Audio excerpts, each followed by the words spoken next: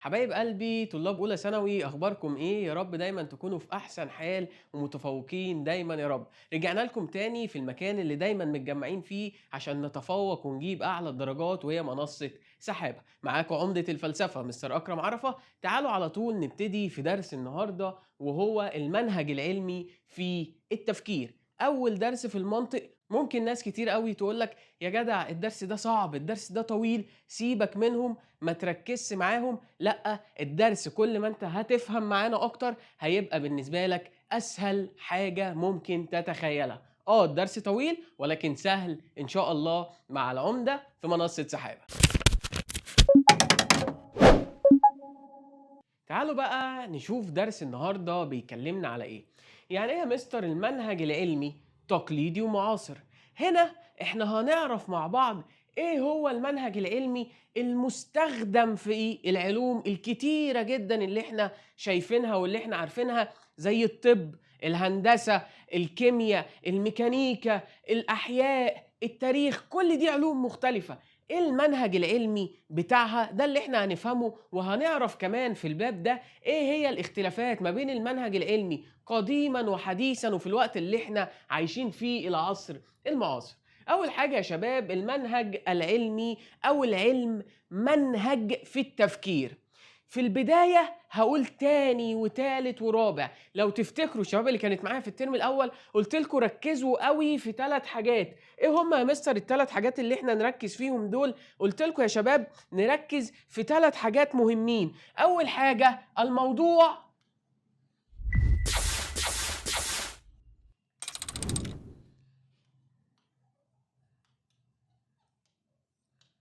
والمنهج،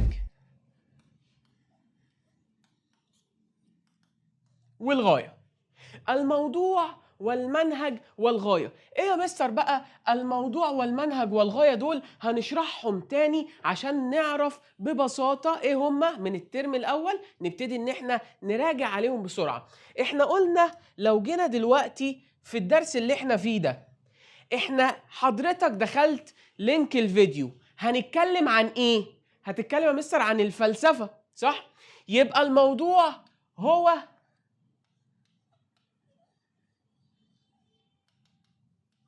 بص كده دايما بحب اقولها الكلمه دي، الموضوع هو الحشوه الداخليه، الحاجه اللي انا هكلمك عليها، الحاجه اللي انا هعرفك بيها. ياما اجي اقول لك موضوع الفلسفه تقول لي التفكير الانساني، يبقى الفلسفه بتتكلم عن ايه؟ عن التفكير الانساني. طب موضوع الكيمياء، التفاعلات الكيميائيه، هي بتتكلم عن ايه؟ بتدرس ايه؟ بتدرس التفاعلات الكيميائيه. يبقى الموضوع ببساطه هو الحشوه الداخليه. العلم ده بيكلمني عن ايه؟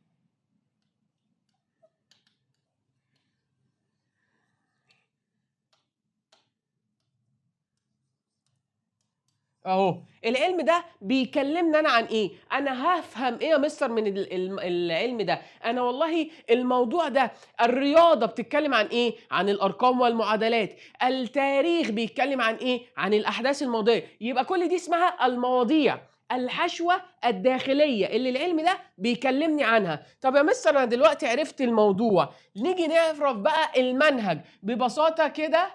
لا بلاش الاصفر مش هيبان، نيجي في لون ايه؟ اسود اهو. المنهج هو الطريقة.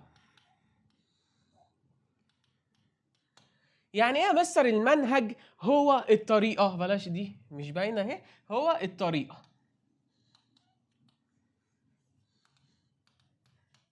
يعني ايه يا مستر المنهج هو الطريقة؟ يعني ببساطة يا استاذ، حضرتك دخلت عارف ان احنا بنتكلم على الفلسفة. الفيديو ده مستر اكرم هيشرح فلسفة. طيب يبقى موضوع الفيديو الفلسفة، أو موضوع بقى الفيديو بتاع النهاردة بيتكلم على إيه؟ موضوعنا بيتكلم على المنهج العلمي، يبقى إحنا هنتكلم عن المنهج العلمي. طيب المنهج هو إيه؟ هو الطريقة. طب يعني إيه يا مستر المنهج هو الطريقة؟ طريقة مستر أكرم في الشرح عاملة إزاي؟ الراجل ده صوته عالي ولا صوته واطي؟ الراجل ده بيشوح كده كتير ولا تحسه واقف كده ما بيتحركش؟ يبقى المنهج هو الطريقة. الكلام ده بتاع الترم الأول بس مهم، لازم حضرتك تفتكره علشان تقدر إيه؟ تواظب معانا وتعرف وتبقى ما تبقاش تايه في الدرس. يبقى اول حاجه عرفناها الموضوع هو الحشوه الداخليه او الحاجه اللي احنا بنتكلم عليها، والمنهج هو الطريقه يا شباب اللي العلم ده بيتناول بيها الموضوع. مثلا لو جينا نقول التاريخ موضوعه الاحداث الماضيه، طيب منهجه سرد الاحداث. التاريخ بيعتمد على السرد. يعني ايه السرد؟ الحكاوي، صح ولا لا؟ طب لما نيجي ناخد الكيمياء موضوعه التفاعلات الكيميائيه، طب منهجه التجربه. الفيزياء موضوعه ايه؟ الحركه والسكون، طب المنهج بتاعه اللي هو الطريقه برضو التجربه. يبقى هنا لازم تفرق قوي ما بين الموضوع والمنهج. نيجي لاسهل حاجه فيهم، الغايه اللي هي الهدف.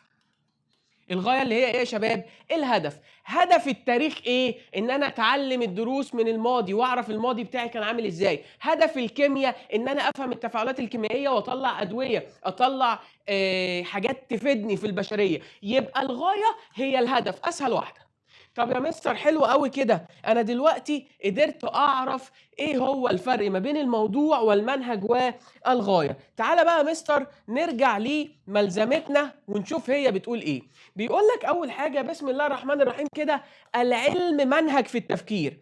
طب يلا بينا فصص كده الكلام. العلم منهج في التفكير يعني ايه؟ يعني العلم طريقه. يبقى العلم ايه؟ طريقه اقدر ان انا افكر بيها، طريقه انا عايز افكر بيها بشكل ايه؟ من شكل يوصلني للحاجات الكويسه او يوصلني للطريقه الصح. يبقى العلم منهج في التفكير. طب ايه هي قيمه المنهج العلمي؟ يعني قيمه الطريقه العلميه. بص يا سيدي، احنا دلوقتي في علوم كتيره، صح؟ في يا مستر كيمياء واحياء وفيزياء وفي طب وفي علم اجتماع وعلم النفس وفي التاريخ، في علوم كتيره. طب انا في الاول عايز اعرف ايه اللي بيفرق الراجل العادي، الراجل العادي البسيط من العالم. قال لك في حاجه مهمه قوي بتفرق الراجل العادي عن العالم، وهي المنهج اللي هي ايه بقى؟ بص كده، طريقه التفكير. يعني ايه يا مستر؟ لو طريقة التفكير بتاعتك طريقة عادية ما بتستخدمش المنهج العلمي فانت رجل عادي. انما طريقة التفكير بتاعتك لو هنشوفها بقى بتمشي ازاي دلوقتي يبقى انت عالم. معنى كده يا مستر ان العلم ده مش حجر على حد معين، مش حجر بس على العلماء، اي حد ممكن يبقى عالم، بس بشرط ان انت ايه؟ تستخدم الطريقة الصحيحة في التفكير. طب ايه هو بقى؟ قال لك ما يميز رجل العلم عن غيره هو اتباع المنهج العلمي. يعني ايه يا مستر اتباع المنهج العلمي؟ يعني حضرتك اتباع الطريقة العلمية. طب ايه هي الطريقة العلمية؟ هي التجريب يا شباب، التجربة. ان انا بلاحظ وان انا بشوف المشكلة فين، الاحظ بعدين ادي فروض، بعدين اعمل ايه؟ اتجرب الفروض دي. وخلي بالك انا قلت لك كلمة الفروض حلقة في ودنك، سواء هتكمل علمي او ادبي. الكلمه دي مهمه جدا. الفروض يعني الاحتمالات. بعد ما بعمل التجربه بوصل للقانون. ده هناخده واحده واحده وبالتفصيل في الباب بتاعنا الباب دوت، ولكن انا بس ايه بعرفك. يبقى اللي بيفرق رجل العلم عن غيره من الناس، اللي يفرق الراجل العالم ده عن الناس العاديه هو اتباعه للمنهج التجريبي. ايه هو المنهج التجريبي؟ هو طريقه التفكير. هو والله طب المنهج العلمي ده ايه هو؟ ان حضرتك تفكر بطريقه مالها يا مستر؟ تجريبية. يعني ايه يا مستر تجريبية؟ يعني طريقة حضرتك تقدر تشوف المشكلة فين وتدي احتمالات لحلولها وتجرب انهي حل هو اللي صح. يبقى انت كده بتمشي بمنهج علمي، يبقى اقدر اقول عليك عالم عادي جدا في تفسيره للظواهر الطبيعية. يبقى هو بيفسر الظواهر الطبيعية بطريقة مالها علمية تجريبية. مش زي حضرتك. يعني ايه يا مستر؟ يعني لما اجي اقول لك شفت الرعد والبرد تقول لي عادي يا مستر بيحصل كتير. فانت هنا شفت ظاهرة وسكت ما فكرتش فيها.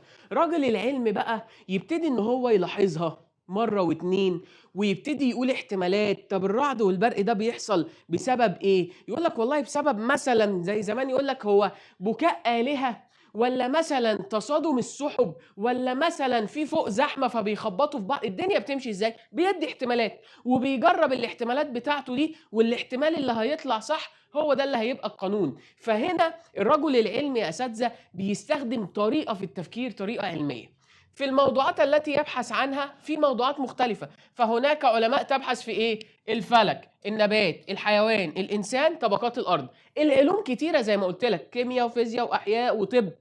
حتى الطب فيه منه أنواع، مخ وأعصاب، بطنة، عظام، صح ولا لأ؟ في حاجات كتيرة قوي، في تخصصات كتيرة قوي، وحضرتك بنقول عليهم كلهم علماء. كل دول علماء. ليه يا مستر كل دول علماء؟ مع ان ده ممكن يبحث مثلا في علم الاجتماع وخاص بالمجتمع، وممكن ده يبحث في مخ الانسان، وممكن ده يبحث في الكيمياء. ازاي كلهم في الاخر اسمهم علماء؟ هقول لك ببساطة، لان كلهم بيستخدموا المنهج العلمي التجريبي. خلاص كده، طريقة تفكير واحدة. طيب، وجميعهم علماء رغم اختلاف موضوعات بحثهم. ليه؟ والذي جعلهم جميعهم علماء هو المنهج. يعني ايه المنهج؟ لسه قايل لك في الوايت بورد، يعني الطريقة اللي بيستخدموها علشان يدرسوا العلم ده، او علشان يدرسوا الفرع ده من الفروع المختلفة في العلوم. يبقى هو والذي جعلهم جميعا علماء هو المنهج الذي استخدموه في البحث، وليس الموضوعات. مش الموضوعات ايه يا شباب؟ مش الموضوعات نفسها، لا، ده والله الطريقة اللي استخدموها في البحث التي يبحثون فيها بالقوانين التي يتوصل إليها. ولذا يقال أن العلم منهج لا موضوع. العلم بمنهجه لا بموضوع. طب مستر معلش، نقف كده وقول لي ببساطة، انت عايز تقول لي ايه هنا؟ عايز اقول لك يا سيدي ببساطة شديدة جدا، المنهج العلمي ده يعني والله العلم طريقة في التفكير. يعني ايه؟ العالم ده هو طريقة تفكيره عاملة ازاي. اللي بيفرق الشخص العادي من العالم هو طريقة التفكير بتاعته. لو انت ماشي كده على الله زي ما احنا بنقول، ما بتفكرش في حاجات كتير، وحتى لو بتفكر غلط وماشي بطريقة سطحية، فانت شخص عادي زيك زي اغلبنا. طب لو انت بتمسك كل حاجة تفكر فيها بطريقة علمية تجريبية، لا هنا ستوب، هنا انت ممكن تبقى عالم. ليه؟ لأن العلم أو العلماء بيستخدموا طريقة في التفكير، هي دي اللي بتفرقهم عن الناس. طريقة التفكير أو المنهج العلمي هو منهج تجريبي من اسمه. يعني إيه تجريبي؟ قايم على التجربة. بلاحظ ظاهرة، احفظها معايا عشان ده هنحتاجه قدام في الدروس اللي جاية. بلاحظ ظاهرة، بعد ما لاحظت الظاهرة بقول احتمالات ايه سبب حدوث الظاهرة دي، بعدين بجرب الاحتمالات بتاعتي، والاحتمال اللي بيطلع صح هو بعد كده بيصبح القانون. ده المنهج العلمي التجريبي. فالعلماء كلهم على اختلاف مجالاتهم، على اختلاف موضوعاتهم، فيزياء وكيمياء وأحياء وطب وفلك ونبات وعلوم الأرض وعلم الاجتماع وعلوم النفس، حاجات كتيرة قوي، كلهم اسمهم علماء. ليه؟ عشان بيستخدموا يا شباب المنهج التجريبي. ده اللي أنا قلت لك عليه. ما دام العلم في أساسه منهجا في التفكير والبحث، فيمكن لأي إنسان صاحب تفكير علمي إن إحنا نقول عليه إيه في حياته اليومية؟ ده طالما تفكيرك جه منظم ومستمد من الحقائق والمشاهدة الدقيقة اللي هي الملاحظة، بعد كده تجرب أنهي حل من الحلول اللي أنت قلتها والاحتمالات اللي قلتها هو اللي صح، ربطتها كلها في مبدأ واحد يفسرها وهو القانون. يعني إيه؟ يعني أي حد ممكن مثلا انت حضرتك جه محمد صاحبك قال لك انا اتخانقت مع علي، وانت ماشي من بعيد شفتهم بيتخانقوا، فانت كده ايه ركزت، ايه ده محمد واحمد، او محمد وعلي بيتخانقوا، ايه اللي خلاهم يتخانقوا؟ فانت عملت اول خطوة وهي الملاحظة او المشاهدة. ادي واحد كده، الملاحظة. تمام؟ يبقى دي اول حاجة انت عملتها، الملاحظة. طيب، تاني حاجة الفروض او الاحتمالات. تاني خطوة هتعملها اللي هي ايه؟ الاحتمالات. طب الاحتمالات ايه؟ هما بيتخانقوا ليه؟ ده محمد متضايق من علي عشان كسبوا امبارح واحنا بنلعب في البلاي ستيشن 9-0. لا لا لا، ده علي هو اللي متضايق من محمد عشان وهو ماشي شوح له كده وما قالش سلام انا همشي. لا، ده هما متخانقين مع بعض علشان والله ده مشي وساب الدرس لوحده. انت هنا قلت احتمالات صح؟ طيب تالت خطوة هتيجي تعملها، التالتة هتبقى ايه؟ قلنا التجربة. هتيجي مالكم يا شباب؟ انتوا متخانقين ايه؟ هو انتوا متخانقين علشان كسبك يا محمد امبارح؟ يقول لك لا يا عم انت تافه ولا ايه؟ هو انا ههزر يعني؟ ده عادي عادي، ما انا بكره هكسبه. طب انت متضايق علشان يا علي ان انت والله مشيت وشوحت كده وما ردتش علينا؟ لا يا عم عادي، ما انا بهزر. طب ايه اللي مضايقكم؟ والله ده البيه غير ميعاد الدرس من غير ما يقول لي. فهنا انت وصلت من التجربه بتاعت الاحتمالات بتاعتك لقانون. ايه هو القانون ده؟ ان سبب الخناقه ان تغيير ميعاد الدرس. يبقى دي رابع خطوه اللي هو بقى الوصول للقانون بعد التجربه. ممكن اي حد فينا يستخدم المنهج ده، صح ولا لا؟ مش محتاج يعني يا مستر علماء يستخدموا المنهج. فهنا ممكن اي حد طالما العلم هو منهج في الاساس. يعني ايه منهج في الاساس؟ يعني طريقه في البحث، طريقه عشان اعرف بيها الحقائق واعرف بيها القوانين. يبقى ممكن اي حد يبقى ايه يا شباب؟ يبقى عالم، او ممكن اي حد يستخدم المنهج العلمي او الطريقه العلميه. ده اول جزئيه معانا. نيجي بقى لاساس الدرس. ايه هو يا مستر اساس الدرس؟ قال لك اساس الدرس الاستدلال التجريبي، اللي هو بين قوسين قايل لك الاستقراء. الاستقراء ده مهم قوي. ليه يا مستر مهم قوي؟ عشان ده اساس المنهج التجريبي. الاستقراء ده هو ده المنهج التجريبي. تمام؟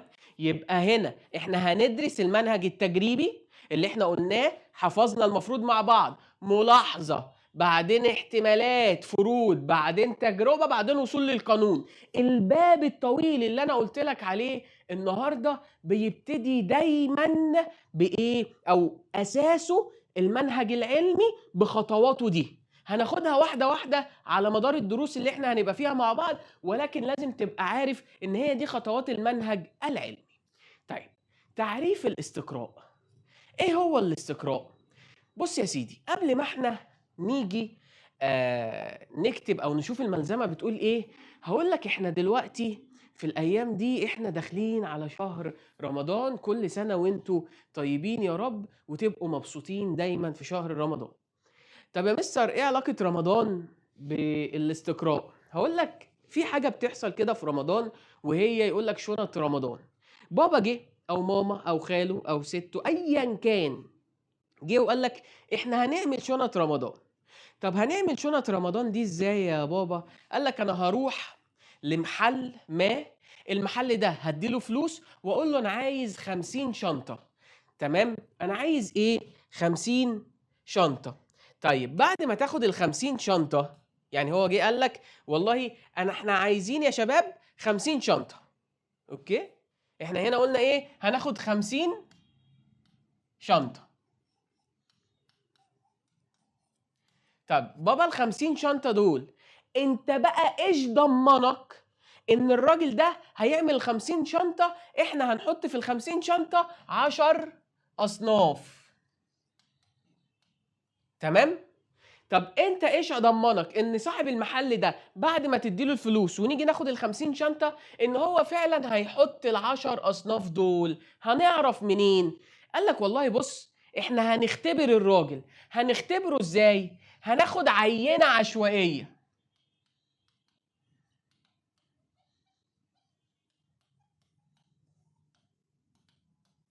يعني ايه عينة عشوائية؟ مش دول 50 شنطة؟ هنلخبط 10 شنط نفحص. يعني ايه يا بابا 10 شنط نفحصهم؟ قال لك بص يا سيدي، انا دلوقتي هروح للراجل صاحب المحل.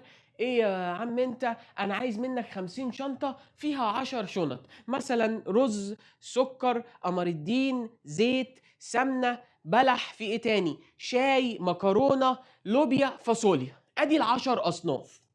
فال50 شنطة و10 اصناف هيقول لك ماشي بكام؟ بكذا. هتديله الفلوس ويقول لك تعالى بعد يومين خد ال50 شنطة. هتروح انت وباباك تبص كده في الارض او تبص في المحل، هيقول لك ادي ال50 شنطه بتوعك اهم. فانت هتاخد ال50 شنطه وتمشي. من غير ما تعرف والله الراجل ده فعلا حط ال50 شنطة، حط فيهم ال10 أصناف دول، ولا ضحك عليا وحاطط 8، ولا ممكن يكون حاطط 9؟ ما أنا عايز أعرف الراجل ده صادق ولا لأ. قال لك هنعمل هنا، هنلجأ لحاجة اسمها العينة العشوائية. إيه هي العينة العشوائية؟ إن أنا هاخد أفحص كده 10 شنط عشوائي ما بين ال50، أطلع 10، واروح عامل ايه؟ ادور في ال10 شنط دول، اشوف والله فيها فعلا 10 اصناف ولا لا. لقيت فعلا في ال10 شنط ال10 اصناف، يبقى هنا يا بابا الراجل ده عمل ايه؟ الراجل ده حاطط في ال10 شنط ال10 اصناف، او في ال50 شنطه ال10 اصناف. يبقى انت هنا درست حاله جزئيه ولا شفت ال50 شنطه كلهم؟ لا يا مستر، انا هنا درست جزئيات. ركز معايا كده، انت هنا درست ال50 شنطه كلهم ولا جزئيات؟ لا يا مستر، درست جزء منهم، خدت عينه منهم. الجزئيات دي وصلتني لايه؟ لقانون عام. الجزئيات دي هي اللي خلتك توصل للقانون. ازاي يا مستر الجزئيات دي هي اللي وصلتني للقانون؟ قال لك ما انت لما دورت في ال10 شنط اللي انت واخدهم بشكل عشوائي، طلعوا فعلا ال10 شنط فيهم 10 اصناف، يبقى الراجل ده ما ضحكش علينا. طب لو انت خدت عينة من ال10 شنط وابتديت تدور ولقيت الراجل حاطط 8 اصناف بس في ال10، يبقى انت هتوصل لقانون عام ان لا يا بابا بص، الراجل ده في ال10 شنط ناقص صنفين، يبقى الراجل ده ضحك علينا. يبقى هنا يا شباب عايزين نعرف ايه؟ قال لك والله اعرف حاجة مهمة قوي. ايه هي؟ ان الاستدلال او ده اول حاجه فيه الاستقراء. ايه هو بقى مستر الاستقراء؟ قال لك هو العمليه التي يبدا فيها العالم ببحث حالات جزئيه. ركز معايا كده، زي ما انا بقول لك حالات جزئيه، ما انا لسه قايل لك هو بيعمل ايه. هو خد عينه، بيبحث جزئيات، والجزئيات دي تعتبر مقدمات.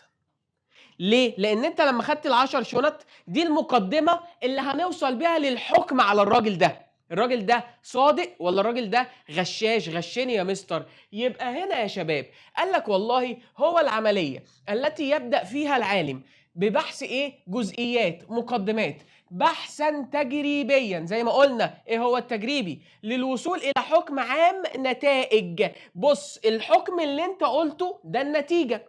انا خدت ال10 شنط من ال50 شنطه مقدمات، دي المقدمات بتاعتي، قعدت ادور فيها، فده التجريب اهو، بجرب عشان اوصل لقانون عام ان الراجل ده فعلا ما ضحكش علينا، او الراجل ده يا بابا غشاش وبيسرق في الشنط. يبقى هنا ده المنهج التجريبي، تنطبق على هذه الحالات والحالات المماثله لها.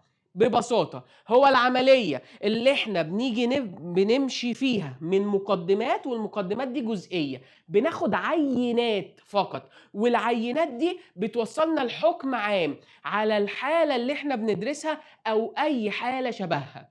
طب يا مستر معلش، أنا عايز مثال تاني عشان أنا مثلا مش فاهم قوي. هقول لك ماشي يا سيدي، بص، لو أنا جيت أقول لك إيه، تعالى كده خلينا هنا.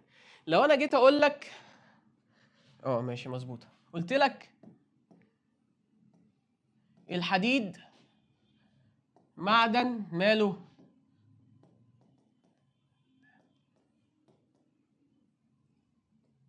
في ايه مالك؟ ماشي، الحديد معدن يتمدد بالحراره. سيبك من خطي، يعني ما تركزش في خطي قد ما انا عايزك تفهم. انا عارف خطي اوحش خط مدرس ممكن تشوفه. فالحديد معدن بيتمدد بالحراره، وجيت قلت لك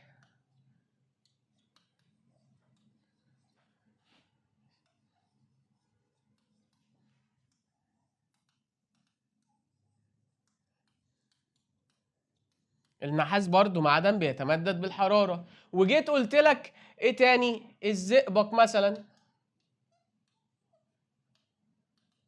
معدن يتمدد بالحراره. فانا هنا دي مقدمات بتاعتي. اول مقدمه الحديد معدن بيتمدد بالحراره، تاني مقدمه النحاس معدن بيتمدد بالحراره، تمام. الزئبق معدن بيتمدد بالحراره، الزئبق هو المعدن السائل. فانا هوصل لقانون عام. ايه بقى يا مستر القانون اللي انت هتوصل له؟ هوصل لقانون عام بيقول لك ايه؟ ان كل المعادن تتمدد بالحرارة. يعني ايه يا مستر؟ انا وصلت للقانون ده منين؟ انا وصلت للقانون العام ده. يعني ايه عام؟ يعني بيتكلم عن كل حاجة، كل انواع المعادن، كل انواع الايه يا شباب؟ المعادن مالها بتتمدد بالحرارة. طب انا وصلت للقانون ده، هل هنا انا قلت لك كل انواع المعادن؟ لا يا مستر، ما قلتليش كل انواع المعادن، انت خدت عينة، انت خدت جزء. هو ده ببساطة الاستقراء، هو الانتقال من مقدمات جزئية إلى حكم عام. لو جينا نكتب يا مستر، تعالى كده اكتب لنا بشكل بسيط عشان نفهم ايه هو تعريف الاستقراء. لو جيت قلت لك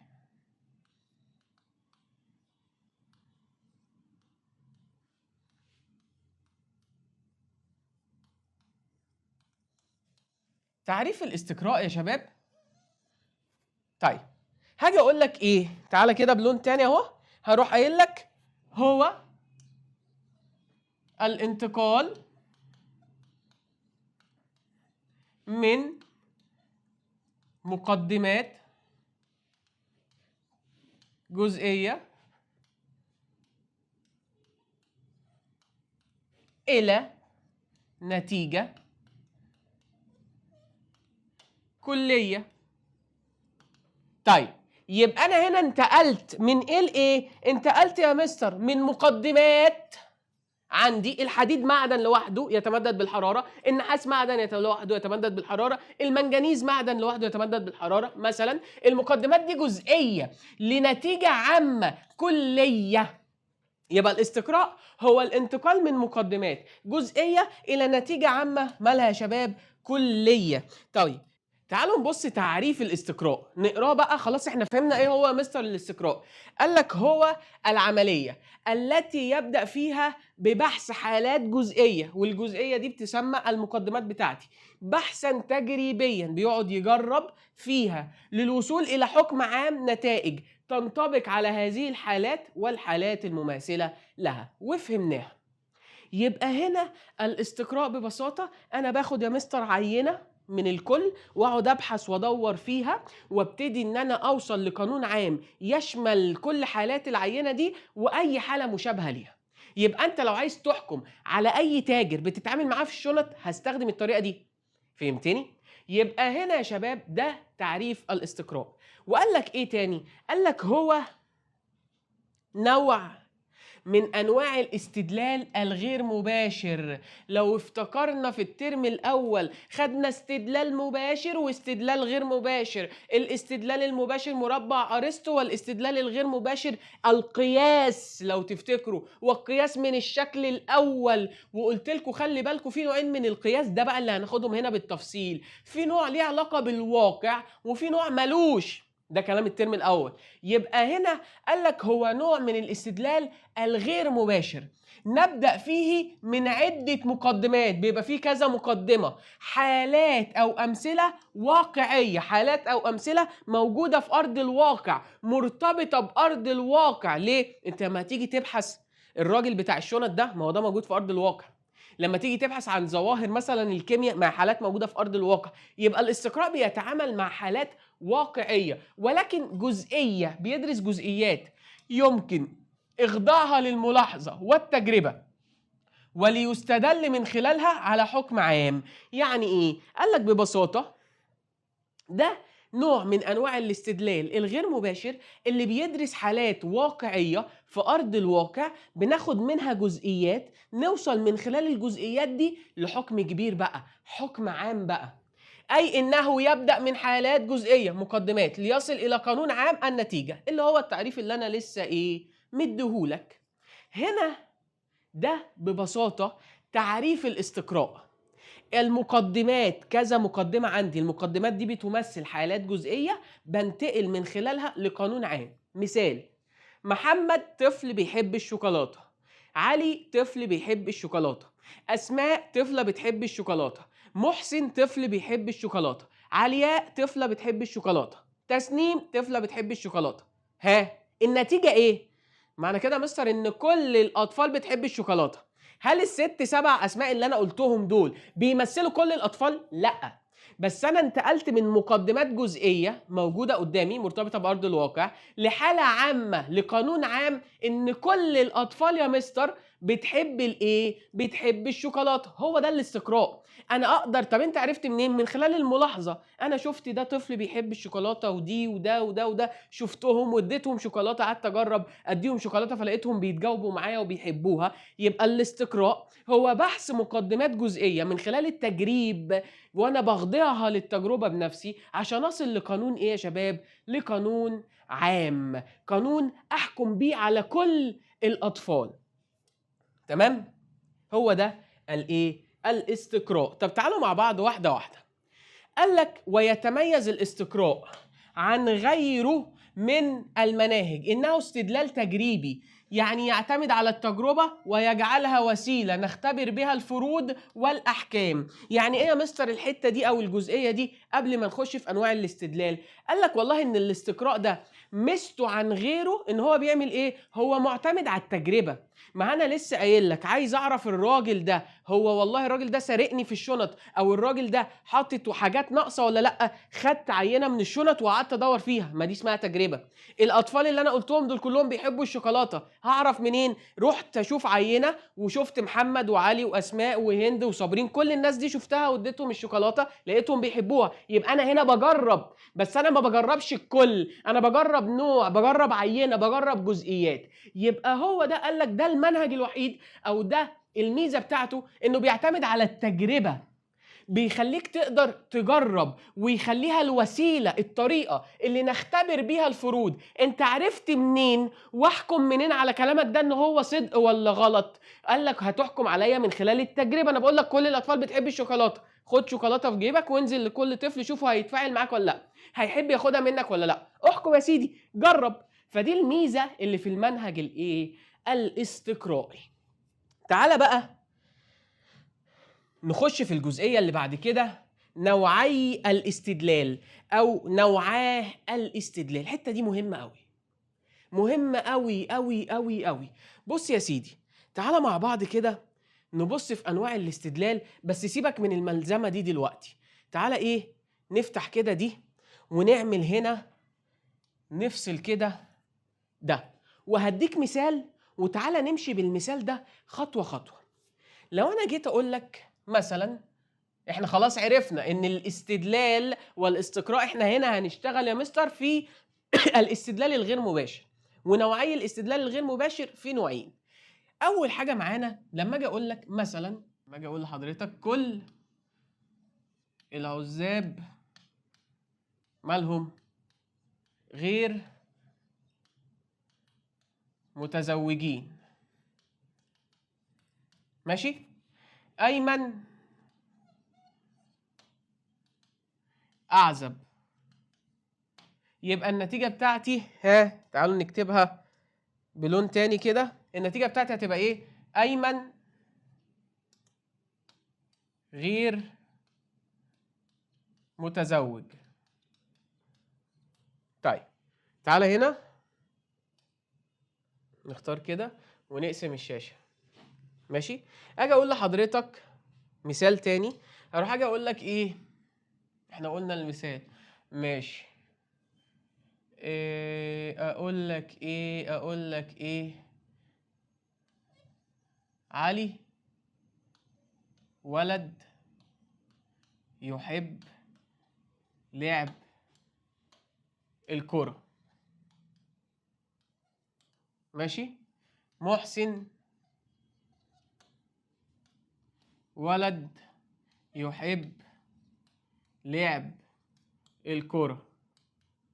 مستر خطك فظيع انا عارف. احمد ولد يحب لعب الكرة. اوكي؟ طيب النتيجة بتاعتي يا شباب هتبقى ايه؟ توقعتوها كده النتيجة يا مستر هتبقى ايه؟ قال لك والله يا مستر النتيجة هتبقى، اختار لكم لون ما يبقاش فاتح قوي، تعالى كده اهو. النتيجة هتبقى كل الأولاد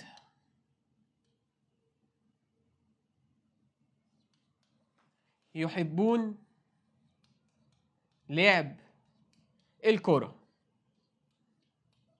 طيب ايه الفرق ما بين الاستدلال ده والاستدلال ده؟ لو ركزنا ان الاستدلال ده انتقل من ايه يا شباب؟ الاستدلال ده انتقل من مقدمات كلية. يعني ايه؟ هو في الاول قال لك كل العزاب غير متزوجين، يعني هو حكم على الكل في الاول. المقدمة بتاعتي هي مقدمة كلية، كل الناس العزاب دول مش متجوزين. أيمن أعزب، بعدين انتقل للتخصيص إن أيمن أعزب، فوصل لنتيجة، وصل لحكم إن أيمن غير متزوج. يبقى هنا هو ابتدى من الكل راح لإيه؟ راح للجزء. طب تعالى نبص الناحية التانية. قال لك علي ولد بيحب لعب الكورة، علي ده ولد بيحب لعب الايه؟ لعب الكورة. طيب بعد كده قال لك محسن ولد بيحب لعب الكورة، احمد ولد بيحب لعب الكورة. راح وصل لنتيجة مالها؟ قال لك وصل يا مستر لنتيجة كلية. يبقى هنا هو مشي منين لفين؟ قال لك هو مشي من الجزء إلى الكل. صح ولا لأ؟ يبقى أنا عندي نوع من أنواع الاستدلال، مش هقول أسمائه دلوقتي، بيمشي من الكل إلى الجزء، ونوع من أنواع الاستدلال بيمشي من الجزء إلى الكل. طيب تعال نبص حاجة تاني. هنا لو جيت أقول لك إن كل العزاب غير متزوجين دي صادقة، وأيمن أعزب صادقة، فالنتيجة أيمن غير متزوج دي هنا النتيجة 100% صادقة. صح ولا لأ؟ يبقى هنا الصدق بتاعه تعالوا نكتبها هنا. الصدق يقيني. يعني ايه يا مستر الصدق يقيني؟ يعني ده دايما بيبقى الصدق او الكذب بتاعه او نتيجته يقينيه. يعني ايه نتيجته يقينيه؟ زي ما قلنا الترم الاول، معنى كلمه يقيني يعني مش دايما صح، لا، ممكن يبقى انا متاكد 100% انه صح، وممكن ان انا متاكد 100% انه غلط. تمام؟ يبقى هنا يقين الحكم. انما هنا علي ولد يحب لعب الكرة، ايمن، احمد، هنا لما اجي اقول لك كل الاولاد بيحبوا لعب الكرة، فانت تيجي تقول لي يا مستر معلش هو هنا ممكن وممكن لا. صح؟ ليه؟ ممكن في ولاد ما بتحبش لعب الكوره، فهنا مهما كان عندي مقدمات جزئيه يبقى الحكم بتاعه احتمالي. ممكن وممكن، احتمال، وهنعرف ايه الحالات اللي بتزود الاحتمال اقرب للصواب او اقرب الى الخطأ. طب تعالوا بقى نرجع للملزمه بتاعتنا. بصوا تعالوا هنا نرجع للملزمه. قال لك بص يا سيدي، عندنا منهج استقرائي وعندنا منهج استنباطي. مالهم بقى يا سيدي المنهج الاستقرائي والمنهج الاستنباطي دول؟ المنهج الاستقرائي دي مش منهج العلوم، لا، شخبط على دي، اكتبها موضوع. يعني ده بيدرس موضوعات شكلها عامل ازاي، وده بيدرس موضوعات شكلها عامل ازاي. يبقى نوعاء الاستدلال عندي اول حاجه موضوعات العلوم اللي بيدرسها المنهج الاستقرائي، علوم طبيعيه وبيولوجيه. معنى كده ان هو طبيعته مادي وتجريبي، يتعامل مع الواقع المحسوس. انا لسه قايل لك ان الاستدلال نوعين، في واحد منهم بيتعامل مع الواقع وواحد تاني ملوش دعوه بالواقع. طز، هنعرف هو طب يا مستر بيهتم بايه؟ هنعرف لما نجيله.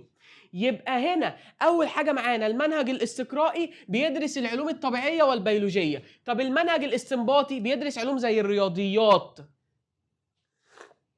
طبيعته مادي تجريبي، لان انا لسه قايل لك الاستقراء هو اساس المنهج العلمي، والمنهج العلمي هو الملاحظه والفروض والتجربه والقانون، فهو مادي بيدرس حاجات ماديه موجوده في ارض الواقع، تجريبي اقدر ان انا اجربها، عشان كده يا مستر هو بيدرس الواقع المحسوس. طب هنا سوري وعقلي. يعني ايه سوري وعقلي يا مستر؟ يعتمد على العقل، على التفكير، على التأمل، يتعامل مع امور عقليه مجرده، بيتعامل مع امور عقليه مش موجوده في ارض الواقع. طب يا مستر ما الرياضيات؟ هقول لك اوكي، ما هي الرياضيات دي في دماغك، ان انت ما بتشوفش كده واحد وواحد او واحد زائد واحد موجودين قدامك، لا، هي حاجات صوريه عقليه مجرده. طيب نيجي بقى سير التفكير. يعني ايه سير التفكير؟ يعني تفكير ده بيمشي ازاي وتفكير ده بيمشي ازاي. لو جينا نرجع هنا للوايت بورد بتاعتنا يا شباب. معلش نعمل كده. لو جينا نرجع للوايت بورد بتاعتنا، كل العزاب غير متزوجين. انا هنا بحكم على ايه؟ على كل، صح؟ بعدين نزلت لأيمن. تعالوا نمسح كده. خلاص احنا خدنا المثال ده اللي هو كل العزاب غير متزوجون وأيمن أعزب، يبقى أيمن ايه؟ غير متزوج. تعالى نمسح هنا. بص يا سيدي، انا قلت لك كل العزاب غير متزوجون، ادي كل ادي كل العزاب. طيب انا نزلت يا مستر، حضرتك نزلت من كل العزاب لأيمن بس، يبقى انت كده تسير تفكيرك اسمه تفكير هابط. يبقى الاستدلال الاستنباطي سير تفكيره في تفكير هابط، بينزل كل العزاب غير متزوجين، كل الأطفال يحبون الشوكولاتة، مريم طفلة، يبقى مريم بتحب الشوكولاتة، يبقى أنا تفكيري هنا هابط، من الكل بنزل واحدة واحدة. إنما هنا هيبقى صاعد. إزاي يا مستر صاعد؟ أنا بقول لك علي ده ولد بيحب الشوكولاتة، بعدين محمد ولد بيحب الشوكولاتة مثلا، بعدين محسن ولد بيحب الشوكولاتة، يبقى كل الأولاد بيحبوا الشوكولاتة. يبقى أنا هنا بعمل إيه يا شباب؟ بطلع بتفكيري سلمة زائد سلمة زائد سلمة عشان أوصل للحكم العام. يبقى هنا تعالوا بقى نقسمهم ما بين الأساسيين بتوعنا. الاستقراء، نخلي الاستقراء هنا، تمام؟ ونخلي الاستنباط هنا.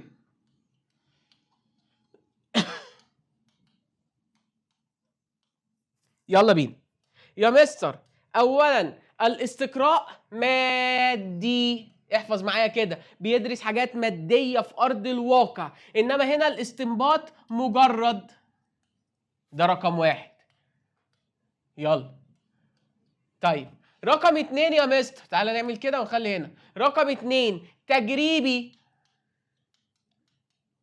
يعني ايه تجريبي؟ بما انه مادي موجود في ارض الواقع، يبقى لازم اجربه واقدر ان انا اجرب الحاجه دي في ارض الواقع. انما ده مجرد، حاجات مجرده مش موجوده، يبقى هتعامل معاها بايه؟ بالعقل.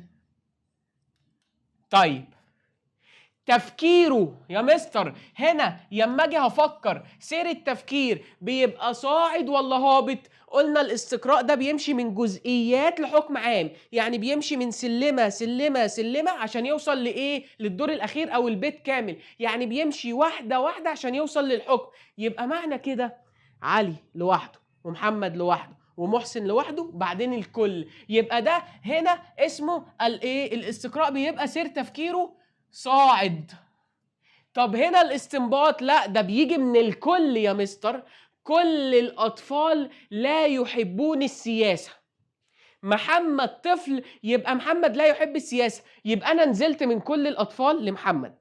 على عكس التاني خدت محمد وأحمد وحسين بعدين كل الأطفال.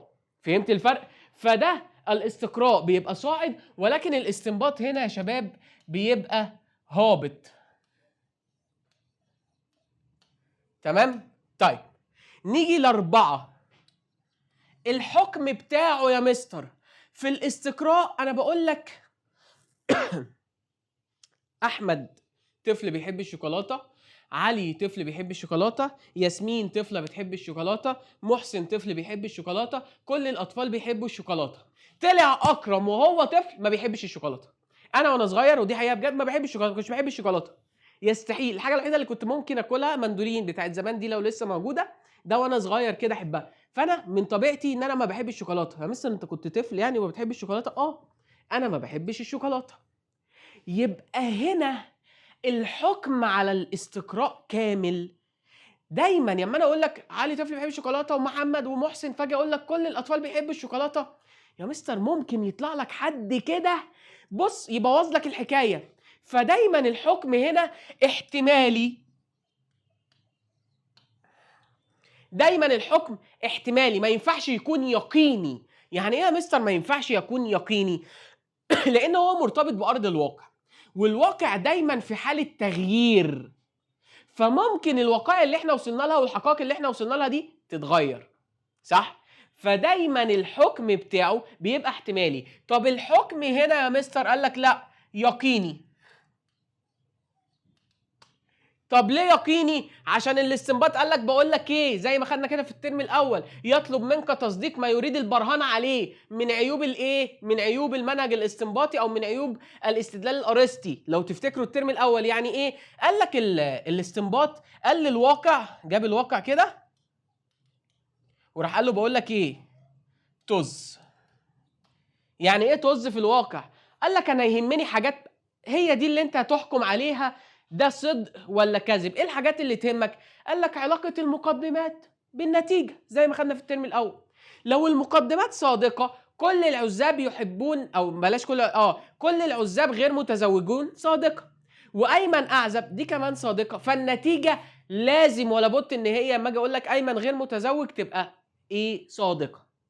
طيب تعالى ناخد مثال تاني يا مستر، ده مثال منطقي شوية. تعالى ناخد مثال تاني في الاستنباط هنا يا شباب. قال لك ايه؟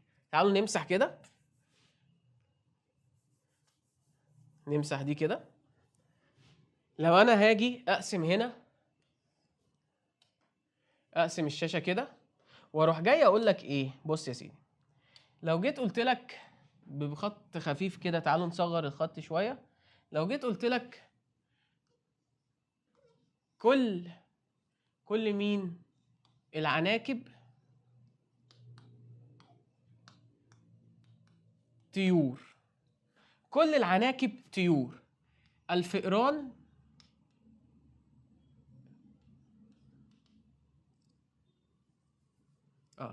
ادي دي كل، تمام. جيت اقول لك كده الفئران عناكب، فجيت اقول لك النتيجة الفئران مالهم يا مستر؟ طيور. ممكن واحد يجي يقول لي يا مستر ايه العبث اللي انت بتقوله ده؟ يعني ايه كل العناكب طيور والفئران الفئران دي تطلع عناكب فتطلع الفئران من الطيور؟ هنا واحد يجي يقول لي لو ما تابعش معانا الترم الاول او عدى كده وخلاص، يقول لك بص الكلام ده كله كذب في كذب. الاستدلال ده لما اجي احكم عليه هقول لك هو استدلال كاذب. ليه؟ مفيش حاجه اسمها الفئران طيور والعناكب فئران. ايه اللي انت بتقوله ده يا مستر؟ هقول لك الاستنباط قال لك هي ده بقى من عيوبه بتاعت الترم الاول، يطلب منك تصديق ما يريد البرهان عليه. انا عايزك تصدق ده، انا عايزك تصدق ان كل العناكب طيور والفئران اللي بتشوفها دي من فصيله العناكب، يبقى الفئران دي مالها برضو؟ طيور. انا عايزك تصدق علاقه المقدمات بالنتيجه. طالما النتيجه متاخده من المقدمات يبقى هنا الاستدلال بتاعك صادق. طب النتيجه لو جيت اقول لك ايه؟ كل العناكب طيور الفئران عناكب، يبقى انا جيت قلت لك السمك طيور، تقول لي لا ده غلط، ده هنا كذب. ليه كاذب؟ علشان انا ايه اللي دخل السمك في الموضوع؟ المقدمات بتتكلم على العناكب والفئران، ما تجيش تقول لي سمك. يبقى الاستنباط ملوش دعوه بالواقع، طز في الواقع باللي فيه. انا احكم عليه من ايه؟ من خلال علاقه مقدماته بالنتيجه. النتيجه جايه من المقدمات يبقى صادق 100%. طب النتيجه مش جايه من المقدمات يبقى كاذب 100%. يبقى ده يا شباب الفرق بين الاستنباط والاستقراء. انما هنا احتمالي. ليه احتمالي؟ لانه تجريبي ليه علاقه بالواقع، فممكن يبقى وممكن يبقى لا. انما ده يقيني يعني 100% صح او 100% غلط. كلمة يقيني يعني مش شرط انه دايما صح، لا، يقيني يعني صح او غلط بنسبة 100%. انا متأكد ان ده صادق 100%، انا متأكد ان ده كاذب 100%. فهمتوا كده يا شباب؟ طب تعالوا بقى نرجع للملزمة ونشوف نوعي الاستقراء معانا ايه هما في الملزمة. زي ما قلنا ببساطة كده المنهج الاستقرائي بيختار مواضيع طبيعية وبيولوجية، انما المنهج الاستنباطي بيختار مواضيع مالها زي الرياضة. هنا مادي وتجريبي يا أساتذة، إنما هنا صوري وعقلي. سير التفكير قلنا صاعد، يبدأ من وقائع جزئية مقدمات ليصعد إلى الحكم العام اللي هو القانون. إنما هنا مستر هابط يبدأ من فروض عامة كلية ليهبط إلى حالة خاصة جزئية. صدق النتائج، قال لك صدق نتائجه والقوانين العلمية احتمالي ترجيحي. ليه؟ لأنه مرتبط بالواقع، والواقع دايما بيتغير. زي ما انت بتقول لي ده بيحب الشوكولاتة وده بيحب الشوكولاتة وده بيحب الشوكولاتة، انت وانت صغير ما كنتش بتحبها. يبقى هنا الإجابة مش دايما صدق 100%، هي أقرب إلى الصواب، ممكن تبقى أقرب إلى الخطأ. يبقى هنا احتمالي، وهناخد الكلام ده بالترتيب أو بالتفصيل في الدروس اللي جاية. إنما هنا صدق نتائجه النظريات الرياضية يقينية دائما. يعني إيه يقينية دائما؟ يعني لما بتيجي تاخد معادلة في الرياضيات، فتيجي الراجل أو المدرس يعمل لك إيه؟ بس إيه العك اللي أنت بتقول ده غلط، وهو متأكد إنه غلط. ليه يا مستر؟ عشان نتيجتك المفروض تبقى 3، انت ايه سالب 3000 اللي انت عاملها لي دي؟ فغلط، مش لسه مش هتناقش معاك. او صح من غير ما تناقش. ليه؟ لان انت فعلا طلعتها لي 3. فهنا في الاستنباط هو دايما يقيني. يقيني مش معناها انه صح، يقيني معناها ان انا متاكد 100% ان ده صح، او متاكد 100% ان ده غلط. تعالوا ناخد مثال. الحديد معدن يتمدد بالحرارة، الفضة معدن يتمدد بالحرارة، الذهب معدن يتمدد بالحرارة. يبقى نستنتج إذن جميع المعادن تتمدد بالحرارة. ممكن يطلع لك معدن ما بيتمددش بالحرارة، وارد ولا لأ؟ عشان كده احتمالي. إنما هنا كل الأعداد المفردة تقبل القسمة على نفسها والواحد. فقط 3 عدد مفرد، نستنتج إذن إن 3 عدد القسم على نفسه أو يقبل القسم على نفسه والواحد بس. يبقى هنا ده ليه علاقة بالمقدمات والنتيجة. علاقتهم ماشية مع بعض إزاي؟ النتيجة دي متاخدة من المقدمات اللي فوق؟ متاخدة من المقدمات اللي فوق. أيا كانت المقدمات ملهاش علاقة بالواقع، ما تهزكش. اللي يهزك في الاستنباط ان هو يقول لك ايه، والله النتيجة مش متاخدة من المقدمات، فتقول له ده استنباط خاطئ او الحكم بتاعه كاذب. ليه كاذب؟ علشان نتيجته مش جايه من المقدمات. انما هنا احتمالي ترجيحي، احتمالي ترجيحي. طب يا مستر معلش بقى، احنا بقالنا كتير بنشرح، خدنا ايه؟ هقول لك بص يا سيدي، ببساطه كده الجزء ده او الصفحه دي، زي ما احنا كده بنحب نعمل كل ما بناخد جزئيه نحب ان احنا نعمل ايه، ناكد عليها. الجزئيه دي كده ببساطه شديده بتقول لك ايه، هنقسمها لكم نقطه. اول نقطه ان العلم ده طريقه في التفكير. خلاص لازم تحفظها كده، العلم مجرد طريقه في التفكير. طب ايه هي الطريقه دي؟ هي المنهج التجريبي. ايه هو المنهج التجريبي؟ احفظهم صم معايا: ملاحظه، فروض، تجربه، قانون. هناخدهم بالترتيب وبالتفصيل الممل في الدروس اللي جايه. ملاحظه، فروض، تجربه، قانون. ملاحظه، فروض، تجربه، قانون. ايه رايك ان انت بتلاحظ الظاهره في ارض الواقع، بعدين بتبتدي ان انت تجرب او تقول اسف الاول الفروض، بعدين تجرب الفروض بتاعتك دي مين فيها اللي صح، بعدين بتوصل للقانون. وقلنا اي حد ممكن يستخدم الطريقه دي في التفكير، والعلماء دول كلهم على اختلاف موضوعاتهم اللي بيدرسوها اسمهم علماء علشان بيستخدموا منهج واحد. قلنا الاستدلال التجريبي نوع من انواع الاستدلال الغير مباشر، والاستدلال التجريبي ده اللي هو الاستقراء ده اساس العلم. عشان كده قلت لك الملاحظة والفروض في أول الدرس، قلت لك كلمة مهمة قوي سواء كملت علمي أو أدبي، لأن الاحتمالات زي ما هنعرف قدام هي أساس العلوم. الفروض هي أساس العلوم. كل العلوم كانت قايمة في الأول على الفروض. فالمنهج التجريبي اللي بيستخدمه العلماء أساسه الاستقراء. فاكرين لما احنا خدنا في الترم الأول إن الفلسفة أم العلوم؟ هي كانت موجودة الأول بعدين اتفرع منها العلوم. أهو يا مستر احنا مالنا بالكيمياء والفيزياء والأحياء؟ عشان بيستخدموا المنهج بتاعنا، بيستخدموا الاستقراء اللي عمله أرسطو. المنهج الايه اللي عمله أرسطو أو الطريقة الغير مباشرة. وعرفنا إن الاستقراء ده يا مستر بننتقل فيه من حالات جزئية مقدمات إلى نتيجة عامة أو قانون عام. زي ما تيجي تقول لي فيصل شارع في الجيزة مزدحم، احمد عرابي شارع في الجيزه مزدحم. ايه تاني شوارع في الجيزه؟ شارع التحرير شارع في الجيزه مزدحم. اذا كل شوارع الجيزه مزدحمه.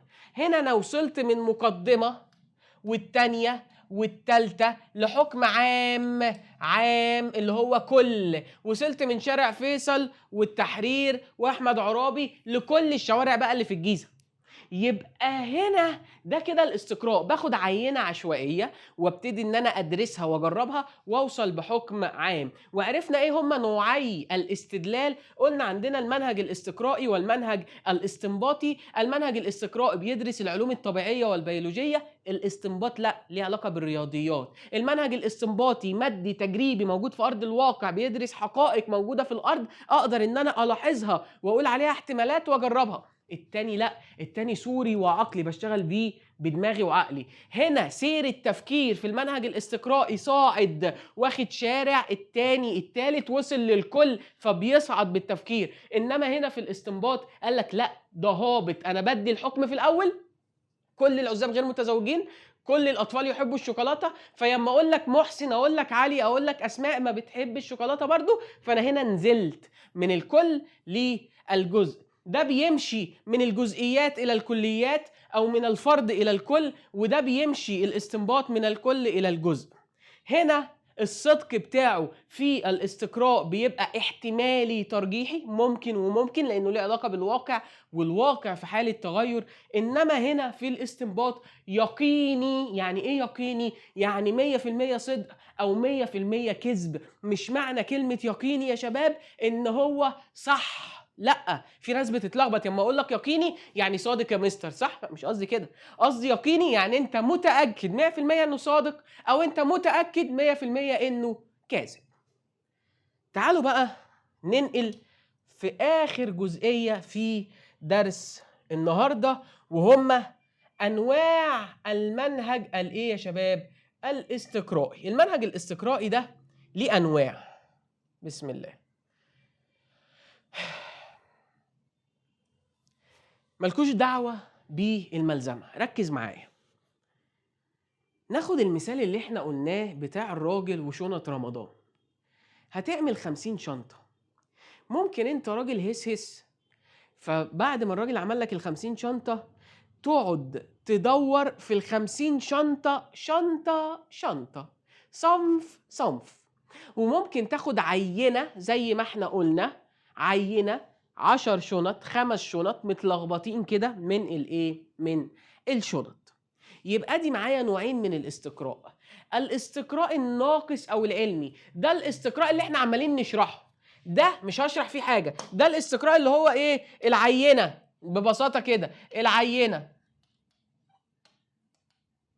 ايه، نعملها كده عشان ايه؟ ده استقراء العينة. يعني ايه استقراء العينة؟ باخد جزء، باخد عينة، كم جزئية، كم مقدمة، بوصل فيها للحكم العام. ده الاستقراء الكامل او التام، وليه اسمين تاني، احصائي وتلخيصي. يعني ايه؟ ان انا بقى مش ببحث بعض ظواهر الظاهرة زي هنا، مش ببحث بعض عناصر الظاهرة زي هنا، لا، هنا انا باخد عينة او باخد بعض العناصر عشان احكم على كل العناصر. هنا انا ببحث كل العناصر.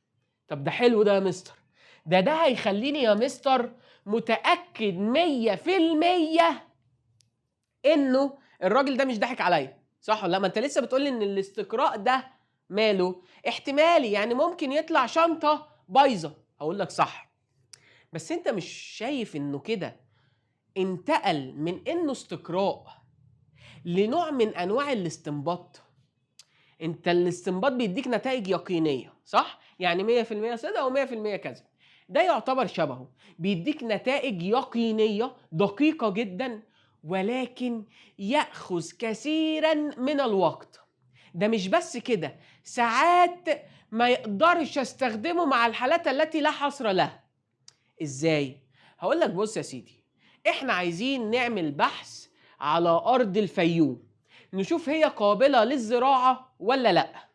عندك طريقتين، لا اما تعمل الاستقراء الناقص او العلمي اللي احنا قلناه، باخد عينة من الارض، اخد عينة من الارض دي وعينة من الارض دي وعينة من الارض دي وافحصها واشوفها تنفع او لا. أو تعمل الاستقراء الكامل أو التام. يعني إيه؟ يعني والله هتنزل الفيوم، أهلا بيكوا حبايبي في الفيوم، همشي كل سنتي في أرض الفيوم أخد منه عينة وأدرسها، أخد منه عينة وأدرسها، أخد منه عينة وأدرسها، هتخلص؟ والنبي لو ادينا لك فوق عمرك أعمار الكوكب كله مش هتخلص، صح ولا لأ؟ فالاستقراء الكامل أو التام هو بيديك نتائج دقيقة، ولكن في حالات صعب أو يستحيل إن أنا أستخدمه فيها. ليه؟ في الحالات التي لا حصر لها. هاجي أقول لك مثلا عايزك تعمل لي بحث عن كرم الشعب المصري، تقول لي ماشي يا مستر. فعلي هيقول لي يا مستر انا هاخد الطريقه بتاعه الاستقراء الناقص العلمي بتاعنا، الناقص او العلمي الاثنين نفس الاسم، ومنى تقول لي يا مستر انا هاخد الاستقراء التام. هقول لكم يلا اتفضلوا. علي راح مثلا كل محافظه في مصر وقابل اتنين منها، وفعلا لقى ان الاتنين دول بيكرموه، فجه قال لي اه يا مستر كل الشعب المصري ماله؟ الشعب المصري كله كريم. منى مش هتعمل كده، ولا اسماء ولا علياء ولا ايا كانت اللي هتاخد الاستقراء الكامل. انت قلت لي هعمل استقراء كامل او تلخيصي، طب هعمل ايه يا مستر؟ قال لك والله المطلوب منك انك تقعدي مع فرد في مصر 110 مليون، المفروض تعملي 110 مليون زيارة لكل فرد وتقعدي معاه وتشوفي هو كريم ولا لا. فده هيديك نتائج يقينية او هيديك نتائج دقيقة جدا جدا، ولكن هياخد منك وقت، في بعض الحالات هياخد منك وقت كبير جدا، هيضيع وقت، واحنا ده علم عايزين نسرع، عايزين نكتشف، عايزين نطلع أدوية، عايزين نوصل بسرعة. فده هياخد منك وقت في الحالات اللي هي تعتبر ايه؟ يعني ممكن تتعمل، انما في حالات تانية يستحيل ان انت تعملها. يعني مين عنده قدرة ان هو يقعد مع 110 مليون بني ادم فرد فرد؟ طب الاطفال الرضع هتعرفي منين؟ يستحيل انك تعمليه. فهنا الاستقراء الكامل او التام والاستقراء الناقص او العلم يا شباب دول نوعي الاستقراء، كامل او تام، وليه اسمين تاني، احصائي او تلخيصي. يتم فحص جميع جزئيات الموضوع. يعني ايه يا مستر؟ يعني هنا هو بيدرس كل الجزئيات في الموضوع الذي نبحثه، جزئية جزئية، واحدة واحدة، تاتا تاتا، انا وانتو والزمن طويل، ما وراناش حاجة، احنا ورانا ايه؟ قاعدين. فده الاستقراء الكامل. ثم نطلق حكما عاما على ما تم حصره او احصائه، لذلك يسمى بالاستقراء الاحصائي او التلخيصي. فانت ما تخافش لو لقيت في السؤال ان هو بيقول لك ان احنا بندرس كل حالات الظاهره، تمام؟ فانت تيجي تقول لي كل حالات الظاهره، يبقى الاستقراء الكامل او التام. فلقيت في الاختيارات كلمه الاحصائي او التلخيصي، الاتنين واحد، مفهومش مشكله، ما تخافش. الاحصائي او التلخيصي، الكامل او التام، الاربع اسامي نفس الحاجه. وهو لا يصلح الا اذا كان عدد افراد الظاهره التي نقوم ببحثها محدود العدد، عدد قليل اقدر ان انا احكم فيه. انما اعداد كبيره اقول لك ادرس لي رمله مصر، الشواطئ في الرمله المصريه، تمام، او الرمله في الشواطئ المصريه، فمطلوب منك ذره رمل ذره رمل. شوف بقى يديني ويديك طولة العمر والكون يفنى ويجي جون جديد وانت لسه بتعد، الدنيا مش هتخلص معاك.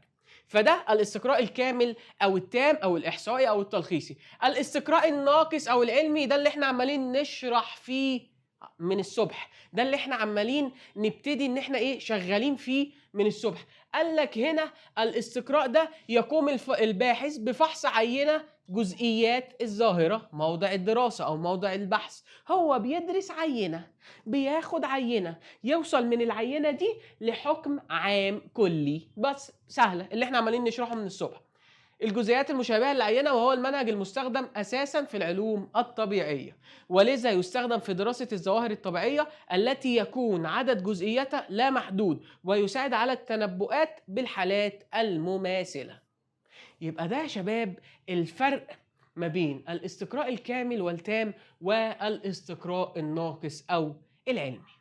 مستر خلصنا؟ هقول لك بس عايز تجري؟ تعال نحل مع بعض كام سؤال كده عشان نقدر ان احنا نكون طبقنا وفهمنا. طب يا مستر هنحل كتير؟ هقول لك للأسف هنا هنحل مع بعض صفحة، انما بقى على لما تشترك في المنصة بتاعة سحابة هتلاقي حل اكتر، هتلاقي واجبات، هتلاقي امتحان حصة، هتلاقي الملازم موجودة. كل ده في الاشتراك في منصة سحابة. هنا المنصة موفرة لك الشرح كامل. تعالوا مع بعض بقى نحل ونطبق كده كام سؤال مع بعض. يلا بينا يا شباب نحل مع بعض كده كام سؤال. وقبل اي حل على طول زي ما عودنا نرسم قال لك يا مستر هنرسم المفتاح. ايه هو المفتاح؟ اهو مفتاح كده كده بقى مفتاح، او سمكة معوقة، حاجة من الاتنين يعني. هنا ايه يا مستر المفتاح ده؟ قال لك المفتاح ده للناس اللي ما شافتش الحصة اللي فاتت ده الكلمة اللي بتوديني للإجابة. تعالوا نبص مع بعض.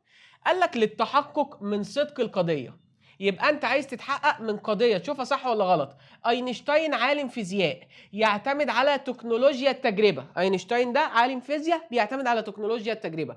قمت بالاستناد الى القضيه. كل علماء الفيزياء يعتمدون على تكنولوجيا التجربه. طب تعالى كده نرتبها. قال لك عشان تتاكد من دي انت رجعت للقضيه دي. طب القضيه دي بتتكلم على ايه؟ قال لك كل علماء الفيزياء يعتمدون على تكنولوجيا التجربه. اينشتاين عالم فيزياء، يبقى اينشتاين يعتمد على تكنولوجيا التجربه. هنا انت مشيت من الكل الى الجزء، يبقى هنا ده هابط ولا ترجيحي ولا احتمالي ولا صاعد؟ طب سيبك من ده ما خدناهاش، وده خدناها، بس في اتنين يعتبروا نفس الحاجه او التلاته. ترجيحي اللي هي احتمالي اللي هي صاعد. اللي التلاته دول يا مستر بيتكلموا على ايه؟ على الاستقراء، صح؟ مش دول كده الصاعد استقراء واحتمالي استجراء وترجيحي معناها احتمالي استقراء. يبقى هنا احنا بنتكلم على الهابط اللي هو يا شباب الاستنباط. طيب تعالوا يلا نشوف السؤال اللي بعده. بسم الله يا بابا، يلا يا حبيبي. بس كده تعالوا بقى نطلعها كده عشان ناخد كام سؤال مع بعض. بص يا سيدي، قال لك يلا يا مستر نبتدي نشوف السؤال التاني. الأقلية من العلماء أيدوا فكرة مركزية الأرض. يبقى حبة من العلماء بس أيدوا فكرة مركزية الأرض. جاليليو عالم، إذا من المحتمل أن جاليليو أيد فكرة مركزية الأرض. يبقى حبة علماء أيدوا أن الأرض مركزية وجاليليو عالم. يبقى هنا من المحتمل ان جاليليو عمل ايد مركزيه الارض. يبقى هنا طبيعه المنهج الاستقرائي بانه المنهج الاستقرائي هنا قال لك من المحتمل، يبقى يقينيه ولا ظنيه الحكم ولا مؤكده ولا مطلقه؟ مطلقه يعني دايما ثابته، ومؤكده هي ويقينيه هي. يبقى الثلاثه غلط. يبقى ظنيه الحكم، لان المنهج الاستقرائي حكمه احتمالي ترجيحي. يعني ايه احتمالي ترجيحي؟ يعني ظني، ممكن وممكن لا. يلا 3.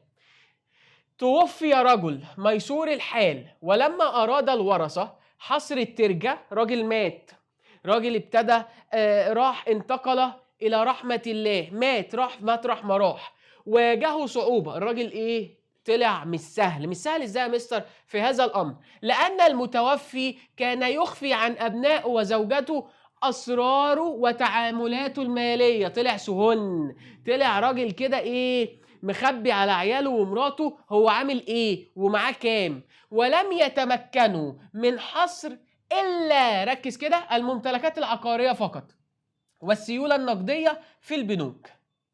يجسد الموقف وفقا للمنطق الارسطي صعوبات تطبيق قال لك ده بيمثل صعوبة تطبيق بقى؟ الاستدلال التمثيلي ولا الاستقراء الناقص ولا الاستدلال الاستنباطي ولا الاستقراء التام؟ هنا هم ما قدروش يشوفوا كل حاجة. ليه؟ الراجل معاه فلوس كتير، معاه حاجات كتير، فالفلوس متنطورة هنا وهنا وهنا وهنا وهو مش معرفهم حاجة. فاللي قدروا يحصروه بس البيوت، المباني، والفلوس اللي في البنك. يبقى ده صعب يا مستر استخدام المنهج التام او الاستقراء التام. صعب ان انا استخدمه في الحالات اللي ممكن تكون مستحيلة او صعب ان انا استخدمها فيها. طيب تعالى نطلع يلا كده تاني نطلع كده ادي 4. لو اننا ذهبنا الى جزيره، حضرتك كده معاك محوش قرشين وابتديت ان انت تروح لجزيره، واول ما وصلت لقيت شجره حمراء، بعد ما مشيت تاني لقيت واحده تاني حمراء، بعد كده لقيت 50 شجره حمراء. فانت هتنتقل الى حكم الى ان جميع الشجر في هذه الجزيره لونه احمر، على الرغم من عدم رؤيتنا لجميع الشجر الموجود في الجزيره. هنا السؤال ده يبرهن ما سبق على احد انواع الاستقراء عند ارسطو المتمثل في ايه؟ قال لك انت ماشي في الجزيره واحده واحده كده لقيت شجره حمراء، كمان حبه شجره حمراء، شويه لقيت 50 شجره. الجزيره كبيره، انت ما شفتش كل الجزيره بس وصلت الحكم ان كل الشجر اللي في الجزيره ده احمر. ليه؟ شفت كتير، خلاص خدت عينات. يبقى ده انهي استقراء؟ الانتقال من حاله جزئيه واحده لحكم خاص، ولا الانتقال من فحص عدد محدود لحكم عام، ولا فحص كل الحالات التي تتضمنها القضية، ولا فحص كل أعضاء فئة معينة؟ أولا فحص كل الحالات غلط، لأنه بيقول لي إن أنت ما شفتش كل الشجر. فحص كل الأعضاء هي تعتبر لا. طب تعال نبص هنا، الانتقال من حالة جزئية واحدة، ممكن واحد أو واحدة متسرعين أول ما يقرأ الانتقال من حالة جزئية واحدة يقول لك أيوة يا مستر هي دي الإجابة، إن إحنا بننتقل من حالة لحكم عام. هقول لك طب ركز، ادي نفسك ثانية تاني. قال لك لحكم خاص، يعني انت بتحكم على فرد او حاجة معينة، ولا الانتقال من فحص عدد محدود لحكم عام؟ انت حكمت على كل الشجر اللي في الجزيرة، ما حكمتش بس على 50 شجرة. يبقى ركز، ممكن يوقعك. بص حطيتها لك رقم 1 عشان اول ما تشوفها تختارها كده وانت مغمض. كمل السؤال، بص قال لك ايه؟ الانتقال من فحص عدد محدود هي الانتقال من حالة جزئية، بس هنا قال لك لحكم خاص، انما هنا قال لك لحكم عام كبير. فهمت الفرق؟ ركز وحل براحتك وخد نفسك وعيش.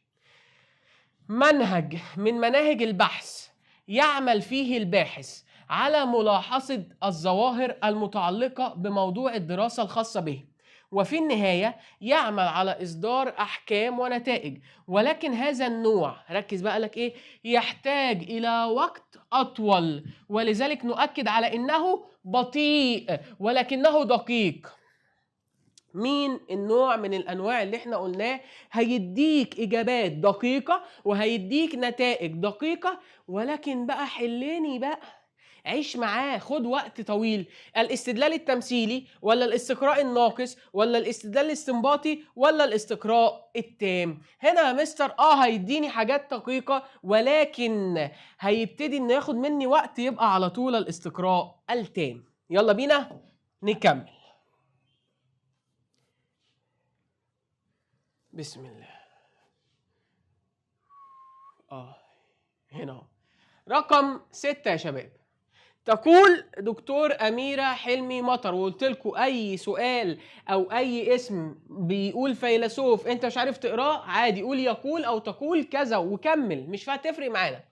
إن أرسطو قال بضرورة المعرفة التجريبية الشاملة. أرسطو قال لك لازم نعرف تجربة أو نعرف معرفة تجريبية، نعرف نجرب كده كل حاجة، وهذا مخالف لما ظهر حديثا. الكلام ده غلط. ليه؟ لأن هنا بيقول لك أرسطو إنها تكون شاملة كلية، من كون العلم الطبيعي، العلوم الطبيعية لا تتصف باليقين ولا الشمول. لما قلت لك أرض الواقع دايما متغير. يشير القول إلى أن الاستقراء عند المعاصرين، الاستقراء عند الناس والعلماء المعاصرة دلوقتي، هل هو يقيني ولا احتمالي ولا قبلي ولا صوري؟ هنقولنا يا مستر الاستقراء حكمه احتمالي، دايما في تغيير، ممكن يتغير معانا. 7، هو تلك العملية التي عن طريقها نصل إلى إدراك ما نسميه بالمقدمات الأولى أو الحقائق الضرورية بواسطة بعض الأمثلة الجزئية التي تكشف عنها. يبقى احنا هنا مشينا منين لفين يا شباب؟ مشينا من مقدمات أولى جزئية لنتيجة بعض كلية هي بتكشف كلها. يبقى المنهج المستخدم ده ايه؟ المنهج التعليمي ولا المنهج الشخصي ولا الاستنباطي ولا الاستقرائي؟ من الجزء إلى الكل يا مستر وأنا مغمض، المنهج الاستقرائي.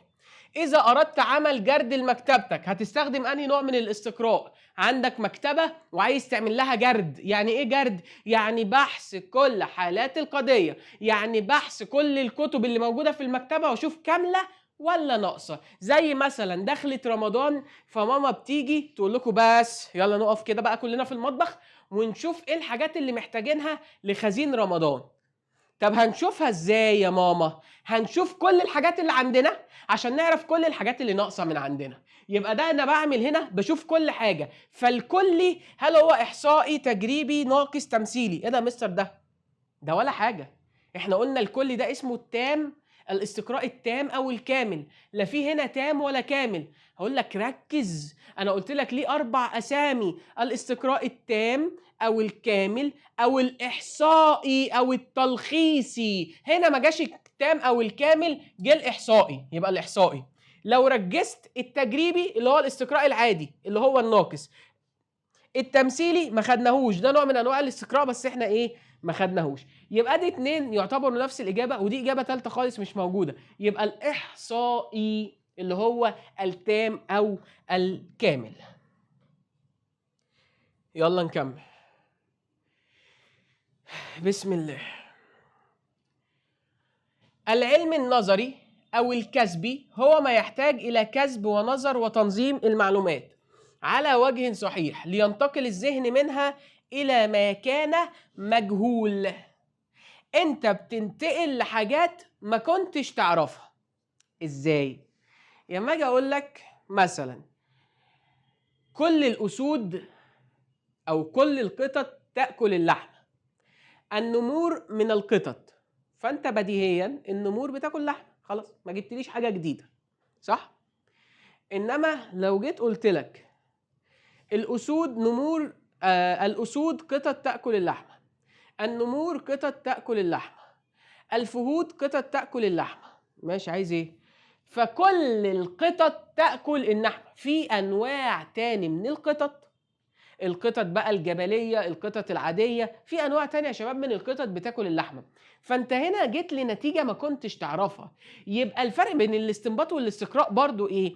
إن الاستنباط ممكن والله النتائج بتاعته معروفة، مش هيديك حاجة جديدة. انت بتقولي كل الاسود بتاكل اللحمة او كل القطط تاكل اللحمة، النمور بقى بتاكل، النمور دي من القطط، الاسود من القطط، فالنتيجة بديهية.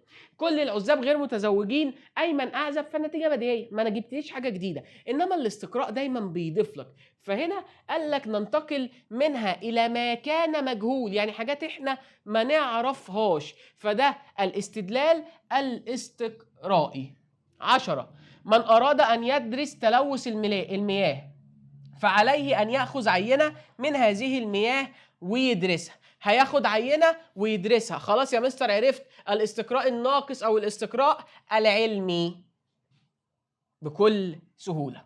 تعالوا بقى ناخد سؤال واحد مقالي، وعشان نبتدي ان احنا نقفل بيه. كل ده موجود في الملازم. اول ما تشترك في منصة سحابة هتلاقي الملازم كاملة معاك، تقدر تحل اكتر وتقدر تتابع معايا شخصيا اي حاجة انت محتاجها مش فاهمها. تقدر ان انت على طول تتواصل معانا من خلال الجروبات ومن خلال الدعم والمشرفين اللي موجود، هيوصلوك بيا على طول اشرح لك اي حاجة واقفة قدامك. بص يا سيدي، قال لك يعتبر من انواع الاستقراء بطيئة التطبيق. ادي اول مفتاح، بطيء او البعيدة عن العملية، مش عملي قوي، لانه يحتاج حرص تام اثناء ملاحظة مكونات المنهج الاستقرائي، والذي يحتاج الى وقت طويل من اجل معرفة جميع مكونات. ادي تاني مفتاح. أنا خلاص المفروض أنتوا عرفتوا الإجابة. ولكنه يساهم في تقديم نتائج دقيقة وصحيحة، بيديك نتائج صح ودقيقة، ولكن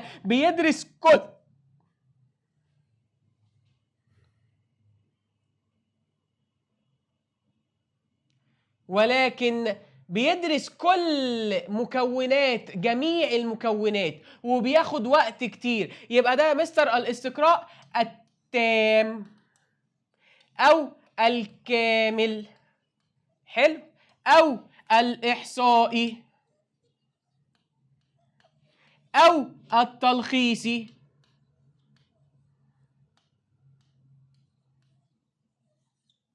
كده يا أساتذة خلصنا درس النهارده. اشوفكم على خير في دروس جديده، دايما متجمعين في منصه سحابه. كنت معاكم عمده الفلسفه مستر اكرم عرفه، اشوف وشكم بخير.